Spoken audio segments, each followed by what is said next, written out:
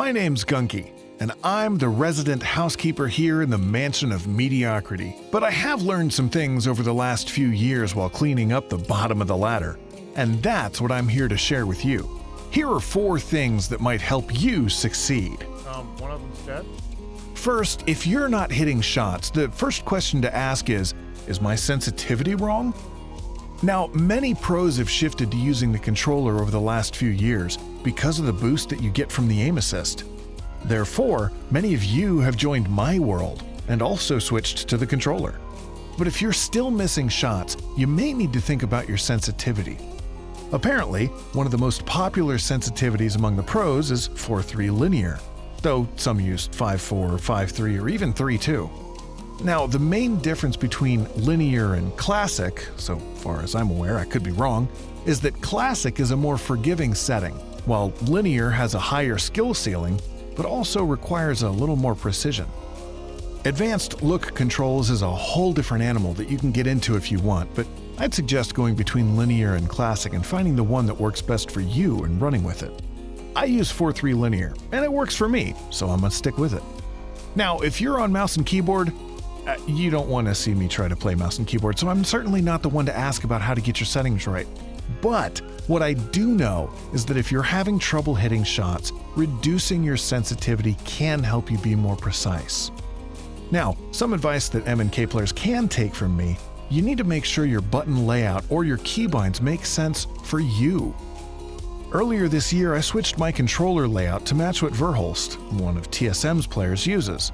The purpose of this change was to be able to have my crouch be set to toggle instead of hold to allow me to do things like B-hopping, wall bouncing, which I'm still really bad at, and other movement things.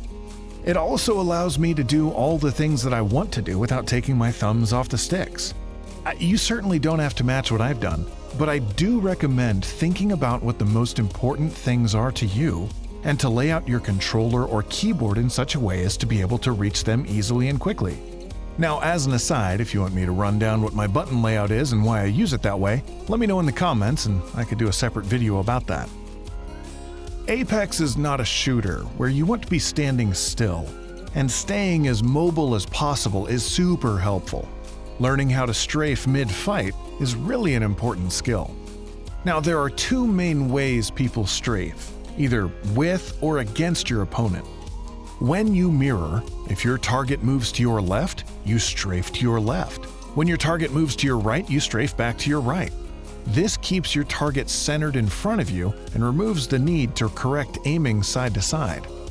The second is, anti-mirroring. It's doing the opposite. When your target moves to your right, you move to your left, and when your target moves to your left, you move to your right. This motion almost makes you and your target spin in a circle, and this motion allows you to take advantage of recoil smoothing. And yes, many of you in the comments have mentioned this to me. Now, recoil smoothing happens when you look to the right or the left while shooting.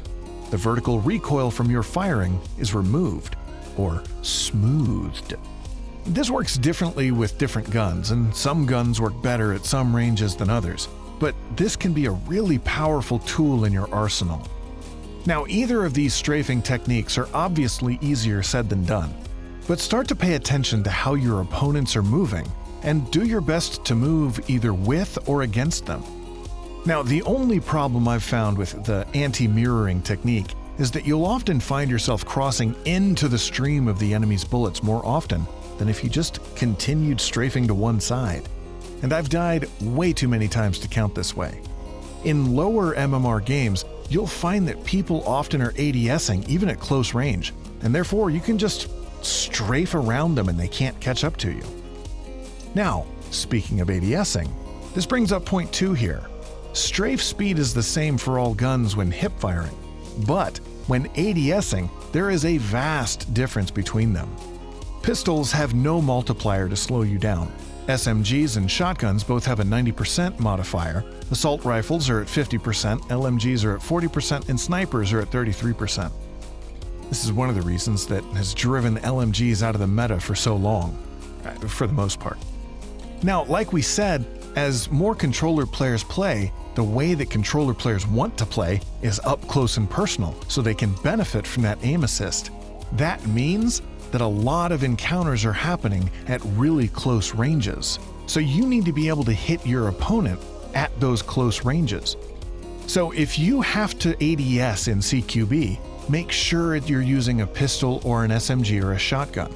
Learn to hit shots with ARs and LMGs in these situations while hip firing. Also try it with the SMGs, they work really well. So when do you hip fire? Well, it depends on how it feels, but the rule of thumb here is this: if you're close, you should be hip firing. If you're further away, you should be ADSing. So you've dialed in your sensitivity, you've practiced your aim, you've worked on your movement in gunfights, but now it needs to all be put together. This starts even before you've entered an engagement. The key to winning gunfights in Apex, like most shooters, is to shoot the enemy more than they shoot you and do enough damage to them to kill them. In an engagement, it helps to be the first to do damage, to put your opponent on their back feet from the start of the fight. This allows you to dictate how the fight goes. In light of this, it's key to always be prepared for an engagement. While you traverse the map, keep your eyes open. Be aware of gunfire around you. Don't blindly dive into buildings without at least checking them first. One practical thing you can do, and this will apply even during gunfights, is to keep your crosshairs where the enemy will be. While rotating, this means that you're looking in spots where enemies usually are, in doorways, on high ground in typical spots, at choke points, etc. During a fight, this means that you're being precise with your aim while you peek or as you go around corners. Keep your crosshairs centered on the chest, or the head, but this has a higher margin for error. What this will do is it'll reduce the amount of work it takes you to get on target when you do have an enemy in your sights. And reducing the amount of work it takes to get on target reduces the amount of time it takes to pull the trigger and do damage. To put it more simply, aim where the player will be and shoot there. Now, this is also a mindset shift, and like I like to talk about, most of the things that will improve your play the most are mindset things, not necessarily mechanics. The mindset here is that you are always prepared for a fight, that you're always expecting someone to have taken the spot that you want. Always plan for the worst. That way, all your surprises are pleasant ones. The last thing to talk about here are grenades. Now, these can sometimes be forgotten because they take up so much inventory space, and when you chuck a bunch of them and miss, man, it really sucks. But opening up a fight with big damage from a frag or getting a stick with an arc star will change the way a fight goes. They're also really great for forcing teams out of cover, so either you or another team can shoot them.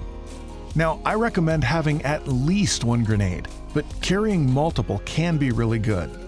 So let's go through the grenades here real quick. Frags. These are great. They're great for a technique called skynading. Now, skynades is Apex's version of the cooked grenade.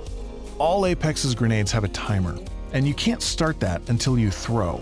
So to combat this, you can throw the frag up, throwing it up in the air and letting it fall. If you do this correctly, they'll explode as soon as they land, meaning your enemies won't know what hit them, quite literally. Because they don't stick, they can also roll and they can bounce, so you can use this to your advantage to get them around corners or throw them down slopes. Now, the second type of grenade here is an arc star. Something to remember with these is the timer only starts on impact, so you can't skynade with these. You can throw them up, but as soon as they land, that's when the timer starts. Now, these are really great for sticking to hard-to-reach spaces where people are hiding. They're also great for using with Horizon's ultimate. They'll stick to where her ult is and be able to hit enemies easier as opposed to using frags where you really have to be more precise with the roll. They're also really good for area denial. They're a giant flashy thing on the screen and they say, "Don't come near here, there's a grenade." So if you don't want someone following you, chuck a grenade into the wall and that might stop them from chasing. Now, what's even better at that than the arc stars are the thermites. These things are great for area denial and control. Trying to force teams away from a choke? Use a thermite. Trying to force a team out of cover? Use a thermite.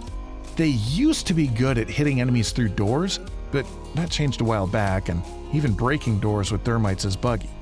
But thermites can be great in enclosed areas. Like I said, they're great at denying area, and if the only area you have is a 4-foot wide corridor, then a thermite is going to really stop people from going through it. Now, grenades are also really useful when playing around doors. You can open the door with a grenade ready and throw the grenade through, and you'll force the enemy team away from it, so you can either push in or open the door and shoot in. Although be careful from the blast from the grenade, as this can get you killed if you're not careful. So really, that's it. Make sure your sensitivity's good, make sure your button layout or your keybinds are good, practice your strafing, hip firing, and ADSing, and make sure you're carrying and utilizing grenades in your fights. And remember, if you're dead, it doesn't matter how many grenades you had in your inventory, so use them. Well, that's all I've got for you today. See you out there. We're all outside doing and it's moving. This is madness.